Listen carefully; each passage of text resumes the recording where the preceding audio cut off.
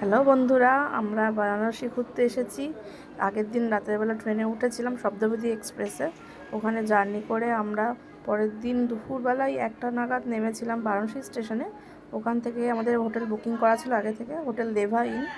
এই যে হোটেলের ভেতরটা, হোটেলটা দেখে আমাদের খুবই ভালো লেগেছে। ভেতরে লিফটও ছিল। তারপরে এই যে রুম, আমরা ডবল বেডের রুম নিয়েছিলাম, 4জন ছিলাম আর একটা বাচ্চা ছিল সাথে। তা আমাদের রুমের ভেতরটা অনেকটাই স্পেস বেশি ছিল, প্রত্যেকটা জায়গা খুবই সুন্দর। তারপর ভেতরে এই যে ফার্নিচারগুলো ছিল, টিভি ছিল, জামা কাপড় রাখার জন্য ক্যাবিনেটও ছিল, আর এই যে একটা বড় একটা মিরর ছিল। মিররে আমার অবস্থা খুবই খারাপ সারা রাত জার্নি করে। আর এই যে হোটেলের ভেতরে ওয়ার্ড্রপ ছিল একটা জামা কাপড় রাখার।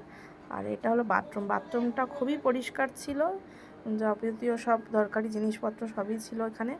বাথরুমটা খুবই ভালো লাগলো। যে কোনো হোটেলের বাথরুম ভালো পরিষ্কার না হলে ঠিক থেকে ভালো লাগে না।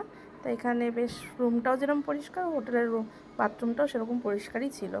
তারপরে আমরা একটু বাইরে বেরিয়ে, খিদে পেয়েছিল খুব, একটা রেস্টুরেন্ট দেখে সেখানে গেলাম, খাবার অর্ডার করলাম। এখানে তো সব ম্যাক্সিমামই সব রেস্টুরেন্টেই ভেজ আইটেম পাওয়া যায়, তখন ওখানে আমরা ভেজেরই সব আইটেম অর্ডার করলাম। তা ফার্স্টে নিয়েছিলাম ভেজ বিরিয়ানি, তো দেখার জন্য ওখানে কেমন কি টেস্ট হতে পারে। আর নিয়েছিলাম এই যে ডাল ছিল, ভাত ছিল, আর এটা ছিল পনিরের একটা আইটেম। এইটা হচ্ছে ভেজ বিরিয়ানিটা। খেতে মোটামুটি খুব একটা ভালো লাগেনি আমার, কিন্তু ঠিক আছে, ওভারঅল খারাপ না।